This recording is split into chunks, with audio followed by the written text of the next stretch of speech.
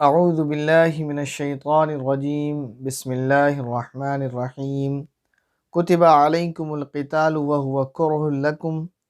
तुम पर दुश्मनों से जंग करना फ़र्ज़ किया गया है और वो तुम पर गिरा है। व असा अन तकरहू शैअन व हुवा खैरुल लकुम, और ये आयन मुमकिन है कि तुम एक चीज़ को बुरा समझो हालांकि वो तुम्हारे हक़ में बेहतर हो। व असा अन तुहिब्बू शैअन व हुवा शर्रुल लकुम, और ये भी मुमकिन है कि तुम एक चीज़ को पसंद करो हालांकि वो तुम्हारे हक़ में बुरी हो। वल्लाहु यअलमु व अंतुम ला तअलमून, और असल हकीकत तो अल्लाह जानता है और तुम नहीं जानते। यसअलूनका अनिश-शहरिल हरामि क़ितालिन फ़ीह, लोग आपसे हुर्मत वाले महीने के बारे में पूछते हैं कि उसमें जंग करना कैसा है। इस आयत के अंदर एक एतराज़ का और एक सवाल का जवाब है। वो एतराज़ और सवाल क्या है? सवाल ये हुआ था कि हुर्मत वाले महीने जो हैं, जिनको इस्लाम ने हुर्मत वाले महीने करार दिया है, जिसमें हुक्म ये है कि हमको जंग नहीं करना है। सूरह तौबा के अंदर अल्लाह रब्बुल इज़्ज़त ने 4 महीनों को जो है हुर्मत वाले महीने करार दिया है, जिनकी तशरीह में नबी पाक सल्लल्लाहु अलैहि वसल्लम ने फरमाया है कि हुर्मत वाले महीने 4 हैं। ज़ुल्हिज्जा, मुहर्रम, ज़ुल्क़ादा यानी ज़ुल्हिज्जा बकरीद जिसको हम बोलते हैं, वो महीना कहलाता है ज़ुल्हिज्जा।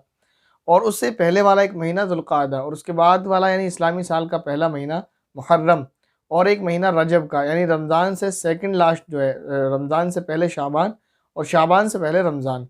तो रजब का जो महीना है, जिसको हम कूड़ों का महीना भी बोलते हैं, ये 4 महीने इस्लाम में अशहुर हुरुम यानी हुर्मत वाले महीने कहलाते हैं। इन महीनों के अंदर हुक्म ये है कि हमको जंग वगैरह नहीं करना है, इन महीनों का पास व लिहाज और अदब का ख्याल रखते हुए। तो एक सवाल ये था कि अगर ऐसा हो जाए तो इन महीनों में जंग करना कैसा है? ये सवाल क्यों हुआ था? क्योंकि इस पर एतराज़ हुआ था और मुनाफिकीन ने और कुफ़ार ने बहुत प्रोपेगेंडा किया था और मुसलमानों को बदनाम करने की कोशिश की गई कि ये लोग हुर्मत वाले महीनों का जो है एहतराम बिल्कुल भी नहीं करते। वो वाक़या कुछ इस तरह पेश आया था कि एक सफ़र के दौरान सहाबा की कुछ मुशरिकीन से झड़प हो गई। मुशरिकीन ने शरारत की, जिसकी वजह से जो है मामला आगे बढ़ा, और हुआ ये कि मुशरिकीन में का एक आदमी अमर बिन उमैया उसमें कत्ल हो गया।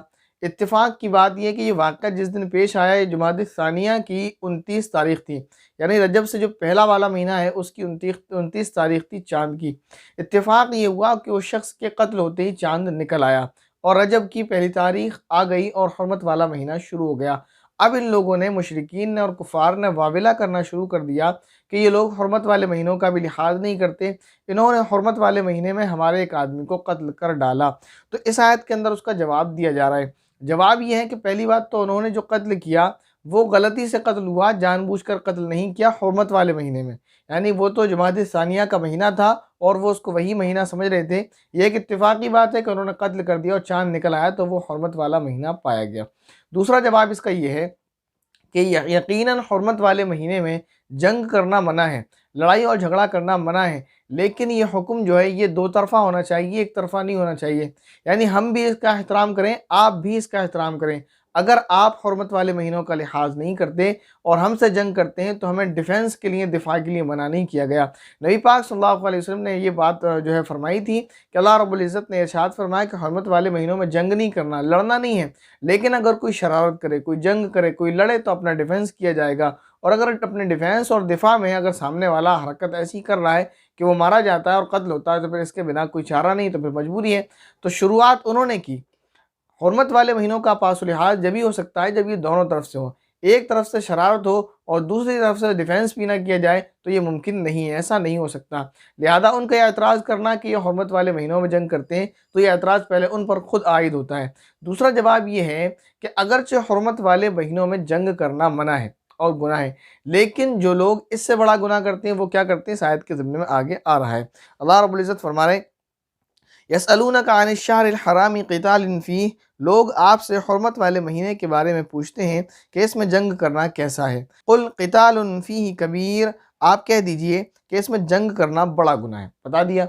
सवाल ये है कि इन महीनों में जंग करना कैसा? फरमाया जंग करना बड़ा गुनाह है। अब लेकिन आगे फरमाया अल्लाह रब्बुल इज़्ज़त ने, वसद्दुन अन सबीलिल्लाहि व कुफ्रुम बिही वल मस्जिदिल हरामि व इख़राजु अहलिही मिन्हु अकबरु इंदल्लाह फरमाया अल्लाह रब्बुल इज़्ज़त ने, मगर लोगों को अल्लाह के रास्ते से रोकना, उसके ख़िलाफ़ कुफ्र की रविश इख्तियार करना, मस्जिद हराम पर बंदिश लगाना, व इखराजु अहलिही मिन्हु अकबर इंदल्लाह, फरमाया और उसके बासियों को वहाँ से निकाल कर बाहर करना अल्लाह के नज़दीक ज़्यादा बड़ा गुनाह है। अशहूर हुर्म में कत्ल करना गुनाह है, लेकिन इनकी जो हरकतें हैं ये इससे ज़्यादा बड़ी हैं कि ये लोग क्या करते हैं। फरमाया वसद्दुन अन सबीलिल्लाह, कि अल्लाह के रास्ते से यानी अल्लाह के इबादत गुजार बंदों को मस्जिद में जाने से रोकते हैं, अल्लाह के रास्ते से रोकते हैं। दूसरा मतलब यह है कि मुसलमानों के ईमान पर चलने से रोकते हैं। व कुफ्रम भी, और अल्लाह के साथ जो है कुफ्र की रविश इख्तियार की हुई है, अल्लाह पर ईमान नहीं लाते, उसका इनकार करते हैं हर तरह से। और दूसरी क्या बताया, वल मस्जिदिल हराम, यानी वसद्दुन अन सबीलिल्लाह वल मस्जिदिल हराम, कि अल्लाह के बंदों को जो है मस्जिद हराम में दाखिल होने से भी रोकते हैं। और फरमाया कि मस्जिद हराम के जो असल बासी हैं, यानी मस्जिद हराम में इबादत करने वाले लोग, उनको वहाँ जाने से रोकते हैं और वहाँ से उनको निकाल कर बाहर करते हैं। तो इस तरह इनकी जो हरकत है ये उससे बड़ा गुनाह है। अल्लाह रब्बुल इज़्ज़त फरमाते हैं वल फितनतु अकबरु मिनल क़त्ल, और फितना कत्ल से भी ज़्यादा संगीन चीज़ है। जो पहले आया था वल फितनतु अशद्दु मिनल क़त्ल, जो उसकी तशरीह और तफसीर की गई थी वही यही है। बस मुख्तसर आप इतना समझ लें कि ये फरमाया कि जैसे वहाँ बता दिया था, आपको ज़हन नशीन कराने के लिए दोबारा थोड़ा सा रिपीट किया जा रहा है कि जब इंसान का कत्ल होता है तो जालिम को जुल्म से रोकने के लिए उसका कत्ल करना मजबूरी है, लेकिन अगर उसको जुल्म करने दिया जाए तो न जाने कितना फितना उठाएगा और कितनों को कत्ल करेगा, कितनों को नुकसान पहुँचाएगा। इसका तफसीली जवाब गुज़िश्ता वीडियोज़ में गुजर चुका, वल फितनतु अशद्दु मिनल क़त्ल, इस आयत के तहत। आगे अल्लाह रब्बुल इज़्ज़त ने इरशाद फरमाया वला यज़ालून युक़ातिलूनकुम हत्ता यरुद्दूकुम अन दीनिकुम इन इस्तताऊ, और ये काफिर लोग तुम लोगों से बराबर जंग करते रहेंगे यहाँ तक कि अगर उनका बस चले तो ये तुमको तुम्हारा दीन छोड़ने पर आमादा कर दें। यानी ये तो ये चाहते हैं कि तुम ईमान से फिर जाओ, और तारीख़ भी इस बात की गवाही देती है कि मुसलमानों को जो मारा पीटा सताया गया, उनको उनके घरों से निकाला गया, उन पर जुल्म व तशद्दुद किए गए, उनके साथ कत्ल गारतगरी की गई, जो कुछ किया गया वो सिर्फ़ इस वजह से कि उनसे कहा गया कि ईमान छोड़ दो, इस्लाम छोड़ दो, मोहम्मद सल्लल्लाहु अलैहि वसल्लम का साथ छोड़ दो, हम तुम्हें आज़ाद कर देंगे, तुम जो चाहोगे वो तुम्हें देंगे, इन परेशानियों से तुम्हें निजात दे देंगे, तुम हमारे साथ आ जाओ। तो अल्लाह रब्बुल इज़्ज़त फरमाते हैं कि इनका बस अगर ये चले तो ये कर गुजरे, तो इनका बस नहीं चलता, वरना ये इसको करना ही चाहते हैं। इसी वजह से ये तुमसे बराबर लड़ते रहेंगे, सरकशी करते रहेंगे और जंग लड़ते रहेंगे। अल्लाह रब्बुल इज़्ज़त ने आगे इरशाद फरमाया वमन यर्तदिद मिनकुम अन दीनिही फयमुत व हुवा काफिरुन फउलाइका हबितत अअमालुहुम फिद दुनिया वल आखिरह, और अगर तुम में से कोई शख्स अपना दीन छोड़ दे और काफिर होने की हालत ही में मरे तो ऐसे लोगों के अमाल दुनिया और आखिरत दोनों में इकारत हो जाएंगे। अगर कोई शख्स ईमान ले आया और ईमान लाने के बाद वो इनके सज़ा के डर से, इस तकलीफ़ और मुसीबत के डर से, या किसी भी खौफ की वजह से, किसी वजह से दोबारा फिर गया दीन इस्लाम से और काफिर हो गया और इसी हालत में मर गया मुनकर इस्लाम होकर, तो फिर अल्लाह रब्बुल इज़्ज़त फरमाया कि इस्लाम लाने के बाद जो इसने नेक अमल किए, जो कुछ भी किए, दुनिया आखिरत में इसका कुछ सिला इनको नहीं मिलेगा, ये बर्बाद हो चुके, इनके किसी काम में नहीं आएंगे। फरमाया हबितत अमालुहुम फिद दुनिया वल आखिरह, कि इनके अमाल दुनिया और आखिरत में एकार्त बर्बाद हो चुके, इनको कुछ नतीजा उसका हासिल नहीं होगा। इनका अब इनको सिला क्या मिलेगा, इनका नतीजा क्या होगा। फरमाया व उलाइका अस्हाबुन नार, ऐसे लोग दोज़ख वाले लोग हैं, यानी इनका ठिकाना दोज़ख है। फरमाया हुम फ़ीहा खालिदून, वो हमेशा उसी में रहेंगे, यानी जिन लोगों ने कुफ्र को अपना रखा है वो हमेशा हमेशा जहन्नम में रहेंगे। अल्लाह रब्बुल इज़्ज़त से दुआ है कि अल्लाह रब्बुल इज़्ज़त हम सभी को ईमान पर साबित कदम फरमाए, और हम सभी का जो है मौत, हम सभी की मौत ईमान की हालत पर फरमाए, हम सभी का ख़ात्मा ईमान की हालत पर फरमाए। और मैं आप सबको एक वजीफ़ा कुरानी बताना चाहता हूँ, उसको आप पढ़ते रहें, इंशाअल्लाह अल्लाह रब्बुल इज़्ज़त हम सभी का ख़ात्मा ईमान पर फरमाएंगे।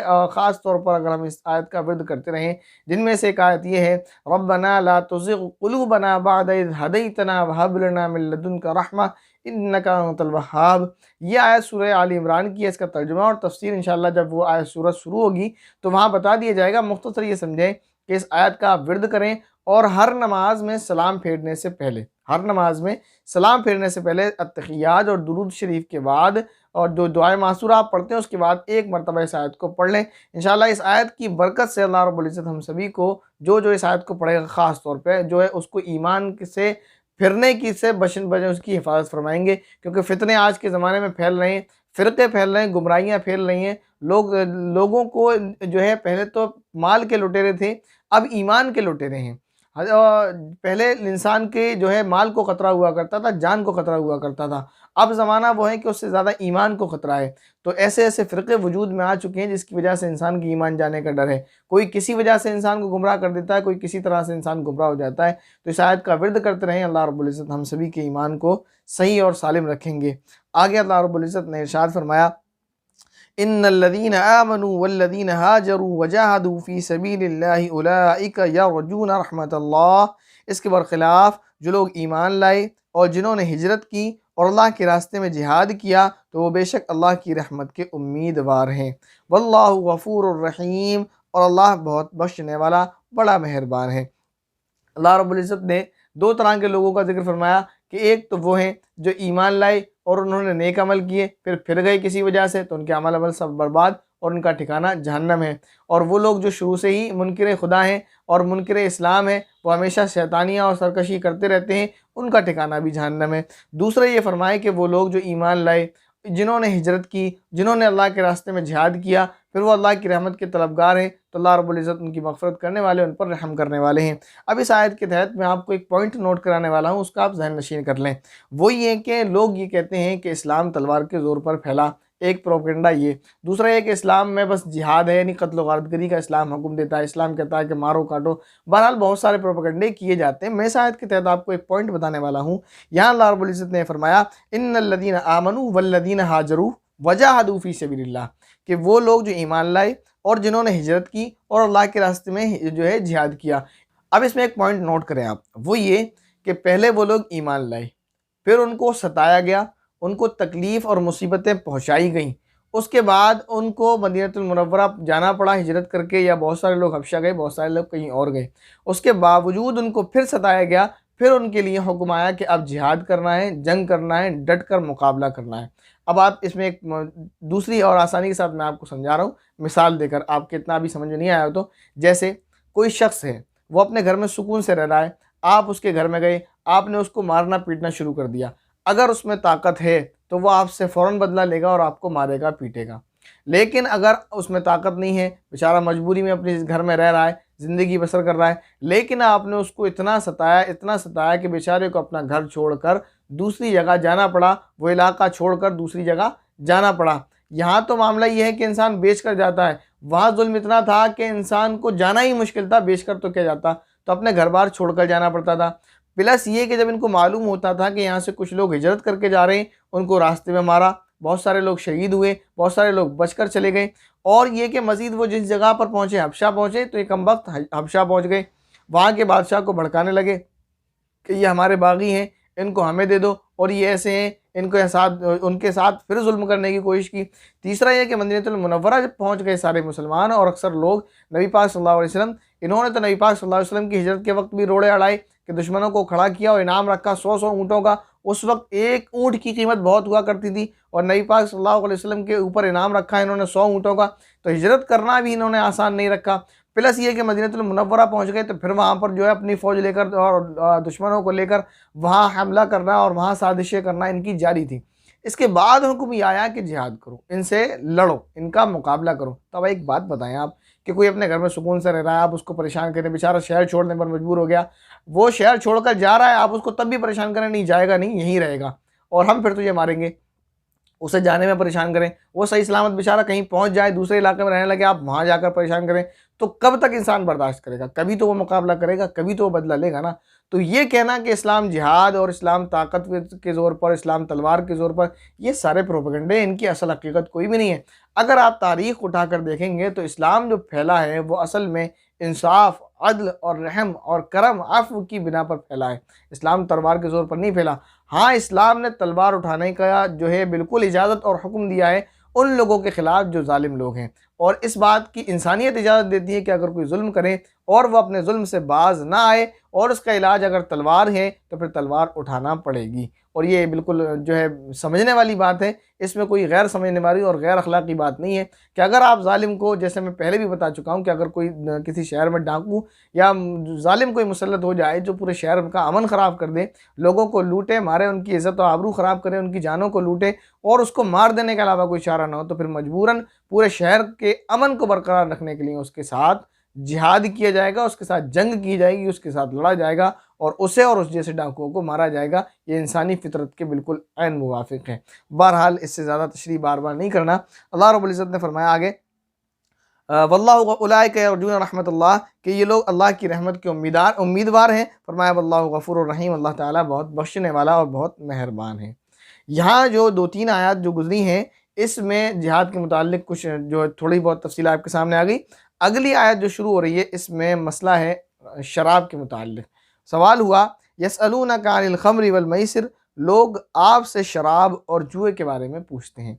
कुरान करीम के अंदर अल्लाह रब्बुल इज़्ज़त ने इस तरह से सवाल और जवाब के अंदाज़ में चंद जगहों पर जो है सवाल सहाबा का हुआ और जवाब अल्लाह रब्बुल इज़्ज़त ने बराह रास्त जो है वही मतलू यानी कुरान करीम के ज़रिए आयत कुरानी बनाकर नाजिल फरमाया। और बहुत सारे सवाल ऐसे हैं जो सहाबा ने किए और नबी पाक सल्लल्लाहु अलैहि वसल्लम ने उनके जवाबात दिए। अल्लाह तबारक व तआला ने उनको कुरान में नहीं बल्कि नबी पाक सल्लल्लाहु अलैहि वसल्लम के दिल में डायरेक्ट उतारा। बहरहाल तो उनमें से एक सवाल ये भी था जैसे पीछे गुजरा, यसअलूनका माज़ा युनफ़िकून, कि क्या खर्च करें। फिर दूसरा सवाल यहाँ यसअलूनका अनिल खम्रि वल मैसिर, फिर सवाल बंदों का जवाब खुदा का है। वहाँ अल्लाह रब्बुल इज़्ज़त ने जवाब दिया, जब सवाल हुआ यसअलूनका माज़ा युनफ़िकून, फरमाया कि आप खर्च करें किस पर, वालिदैन पर और जो रिश्तेदारों पर, मिस्कीन पर, यतीम वगैरह वगैरह पर। आगे अल्लाह रब्बुल इज़्ज़त ने फिर यहाँ जब सवाल हुआ तो फरमाया कुल फ़ीहिमा इस्मुन कबीरुन व मनाफ़िउ लिन्नास, आप कह दीजिए कि इन दोनों में बड़ा गुनाह भी है और लोगों के लिए कुछ फ़ायदे भी हैं।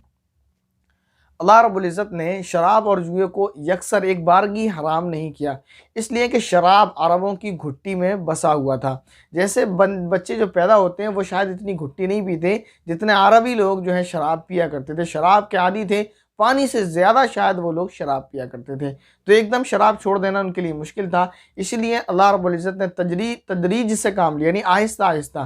पहले अल्लाह रब्बुल इज़्ज़त ने एक आयत नाजिल फरमाई, उसमें फरमा दिया कि शराब पीना, ये जो है शराब यानी नशे वाली चीज़ें हैं, ये अच्छी चीज़ नहीं है, ये बुरी चीज़ें हैं बस।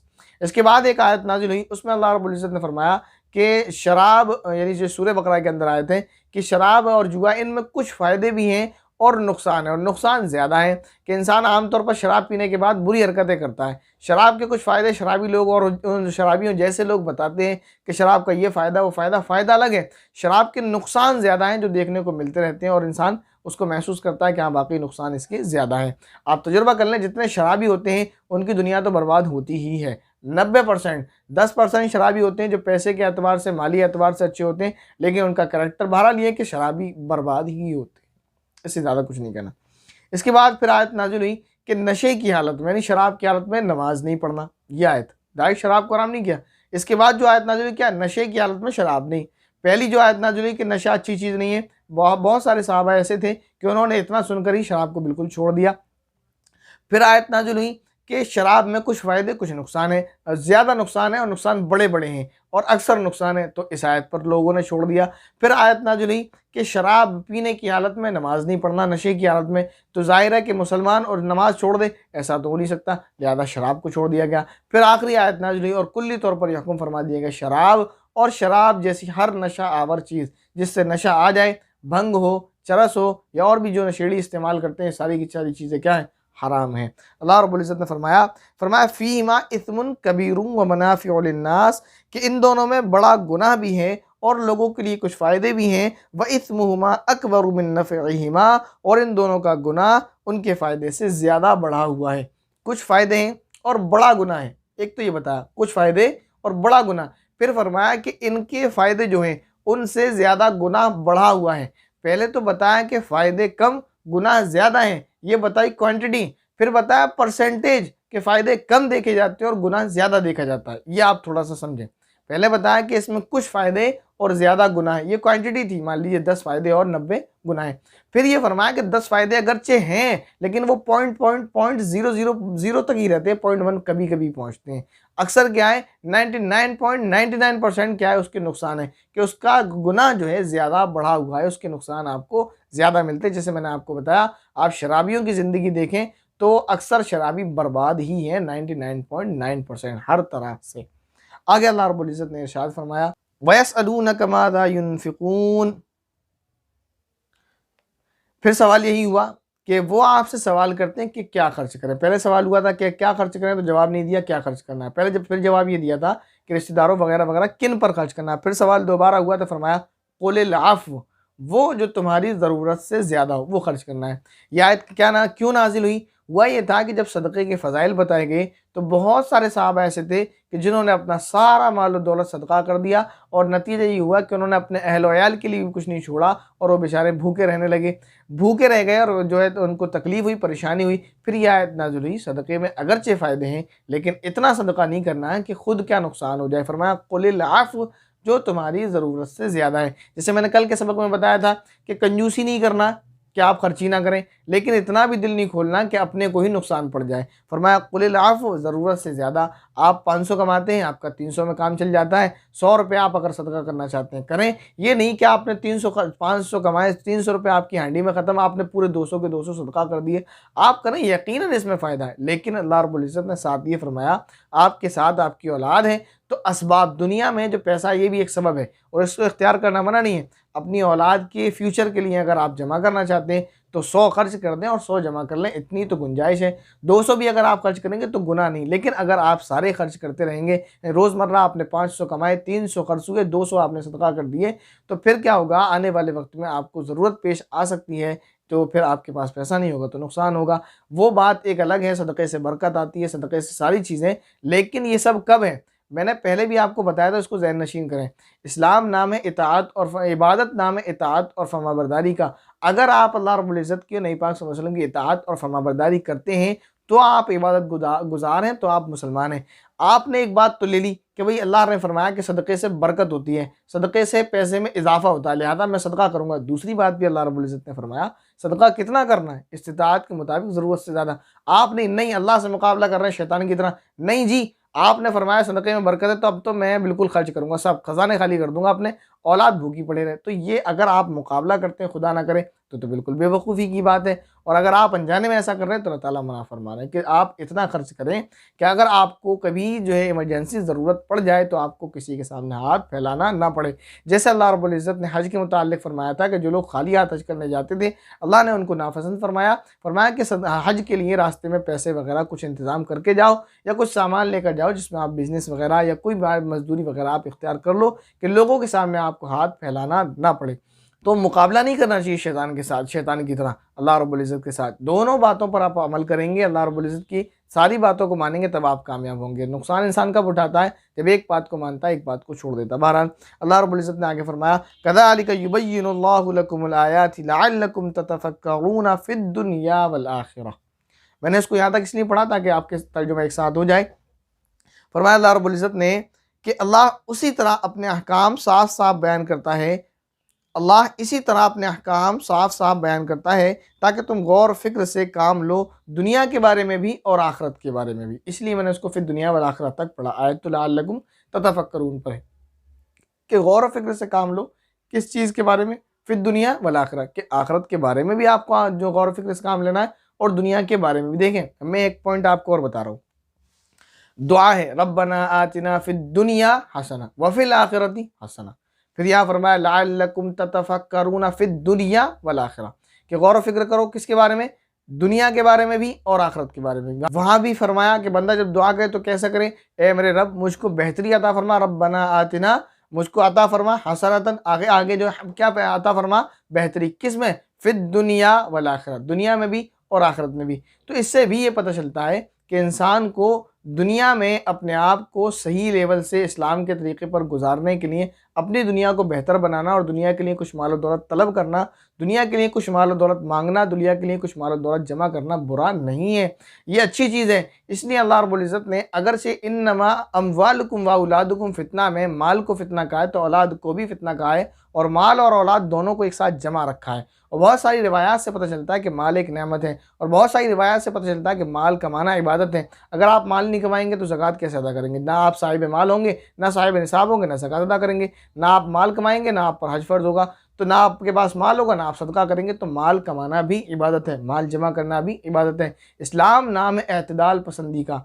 ये भी नहीं हो कि आप सिर्फ दुनिया दुनिया में लगे रहें, ये भी इंसान बर्बाद है। ये भी ना हो कि दुनिया को बिल्कुल नकारने वाला और राहिब बन जाए। रहबानियत को अल्लाह रब्बुल इज़्ज़त ने पसंद नहीं फरमाया। इसका ज़िक्र आ रहा है 27 में 28 गालिबन 27वें पारे के अंदर है कि अल्लाह रब्बुल इज़्ज़त रहबानियत को पसंद नहीं फरमाते।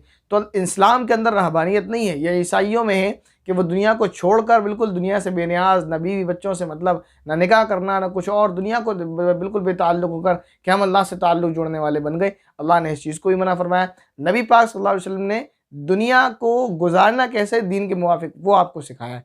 तो वैसे ही हमें दीन के मुवाफिक अपनी दुनिया को गुजारना है और आखिरत को संवारना है।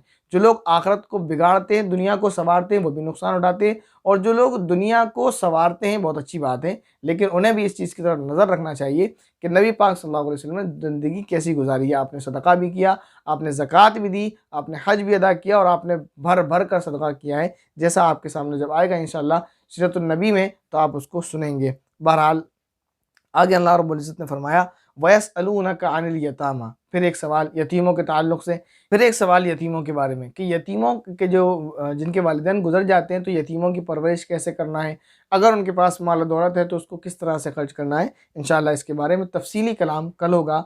इस वक्त आयत नंबर 219 तक तर्जुमा और मुख्तसर तफसीर हो चुकी है, और आयत नंबर 20 के फिर दुनिया वल आखिरा इसकी तिलावत और तर्जुमा और तफसीर कर दी गई। इसको इसलिए ले लिया गया कि इसका ताल्लुक़ पिछले वाली आयत से था। अल्लाह रब्बुल इज़्ज़त समझने की और अमल करने की तौफ़ीक़ अता फ़रमाए। अस्सलामु अलैकुम व रहमतुल्लाहि व बरकातुहू।